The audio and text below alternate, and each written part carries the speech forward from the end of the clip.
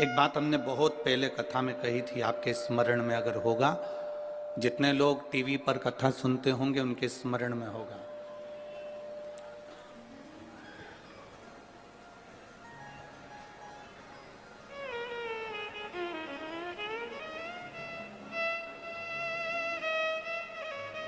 कि ऐसा संसार में कोई नहीं जन्मा जिसको अपने कर्म का भोग भोगने को नहीं मिला। जो मृत्यु लोक में जन्मा है उसे अपने कर्म का भोग भोगना ही पड़ता है। बस अंतर इतना है कि सबका पेपर, जैसे परीक्षा हॉल में एग्जाम देते समय सबका पेपर, सबका जो पत्र है, पेपर है, वो अलग अलग होता है, उसी तरह हमारी जिंदगी में भी सबके एग्जाम देने का पत्र, पेपर अलग अलग होता है।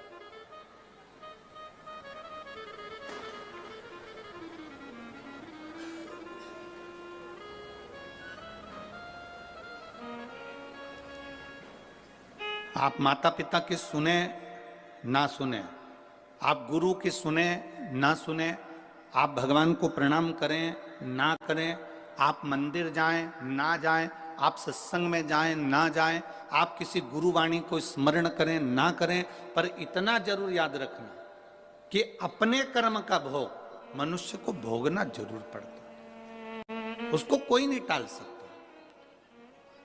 अब कोई कह दे कि गुरुजी हमारे जीवन में ये संकट है, हमारे जीवन में ये दुख है और हम बड़े दुखी हैं, तो तुम एक बात का स्मरण करिए, कई लोग तुम्हारे दुख के चक्कर में तुम्हारा फायदा उठाने का प्रयास करेंगे।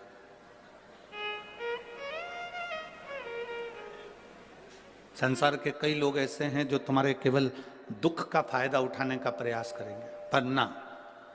शिव महापुराण की कथा कहती है, अगर जिंदगी में समस्या है, राम जी के जीवन में दुख आया तो उन्होंने रामेश्वर धाम की स्थापना करी और भगवान शंकर की पूजन करके लंका पर चढ़ाई करी। भगवान कृष्ण की 16,108 रानियां थी, एक भी रानी से औलाद नहीं हुई। भगवान कृष्ण के यहाँ 16,108 रानी से जब संतान नहीं हुई, तब भगवान कृष्ण ने गर्गाचार्य बाबा के कहने पर एक एक रानी के साथ बैठकर 11-11 दिन तक भगवान शंकर का अनुष्ठान किया। तब शिव जी ने प्रसन्न होकर, प्रकट होकर भगवान कृष्ण को वर दिया कि तुम्हारी एक एक रानी के साथ तुमने 11-11 दिन तक बैठकर भगवान शंकर की आराधना करी है, तो मैं तुम्हें वर प्रदान करता हूं कि तुम्हारी एक एक रानी से 11-11 संतान होगी। 10 छोरा 1 छोरी, 10 बेटे 1 बेटी। भगवान कृष्ण की 16,108 रानियों से इतनी संतान उत्पन्न हुई। 1,77,186 संतान भगवान शंकर की कृपा से भगवान कृष्ण के घर में हो गई। ऐसा कौन है जिसके जीवन में दुख नहीं है?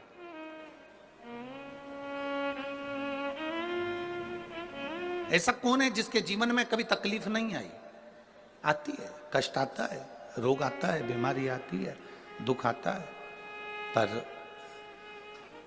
मैंने तेरे ही भरोसे बाबा, तेरे ही भरोसे हवा बिच उड़ती जावांगी, बाबा डोर हथो छड़ी में कटी जावांगी, भोले मैं तेरी बदन, शंभू मैं तेरी बदन, हवा बिच उड़ती जावांगी, बाबा डोर हथो छड़ी में घटी जावांगी।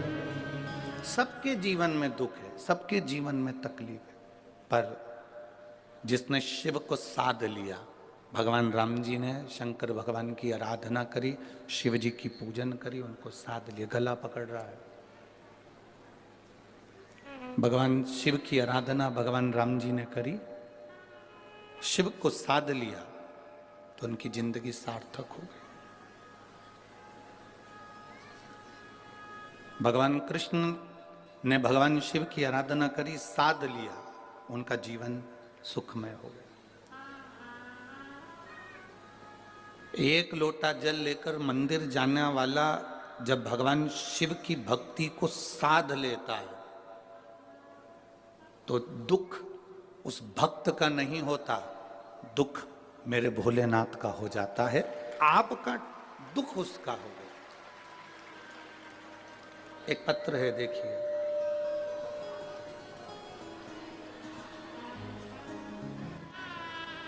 मेरा नाम प्रीति शर्मा, गांव रोडी, सिरसा से हूं। कहीं बैठी हो तो हाथ हिला सकती हैं। अगर कहीं बैठी हो, आप ही हैं। श्री शिवाय नमस्तुभ्यं। लिया बच्चे को।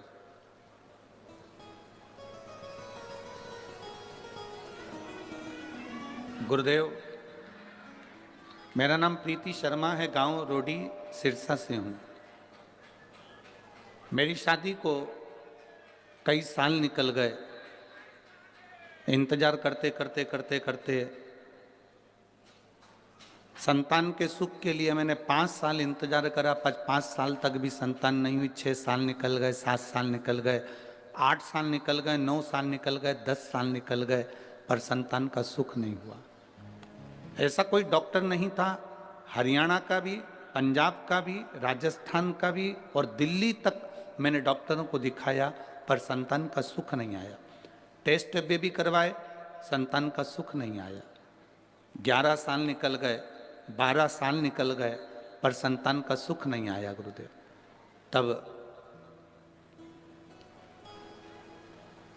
मेरे जीजाजी ने बताया कि, मेरे जीजाजी का नाम संदीप शर्मा है, उन्होंने बताया कि टीवी पर कथा आती है, एक बार तू आसन बिछा के दिल से बाबा देवादिदेव महादेव की कथा को श्रवण कर। गुरुदेव, उस समय आपकी कथा चल रही थी और मैंने टीवी खोलकर 1 बजे से 4 बजे तक कथा का रसतत्व ग्रहण करा। मैं बाबा का क्या गुणगान करूं गुरुदेव। मंदिर जाना मैंने उसी दिन से प्रारंभ करा और शिव जी को जल चढ़ाना प्रारंभ करा।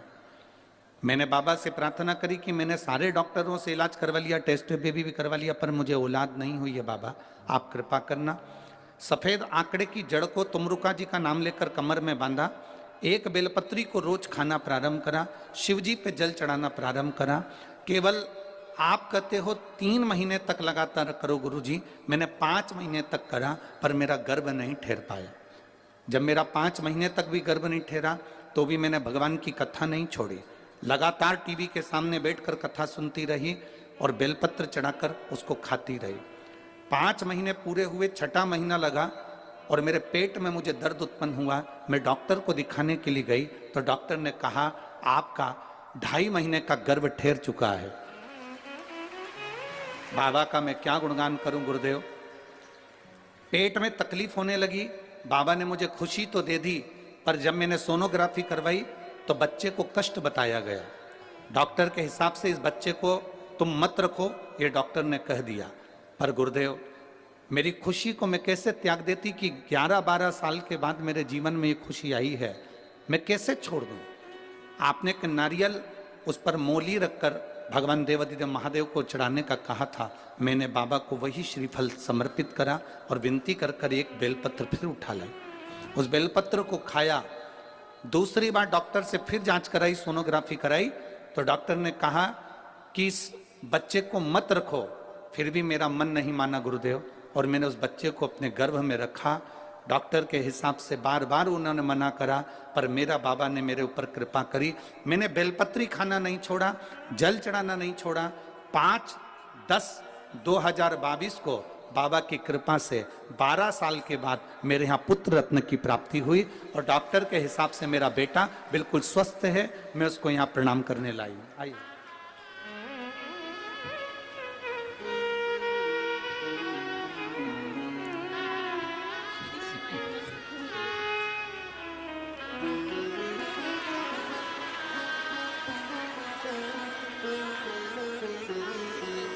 प्रणाम करो।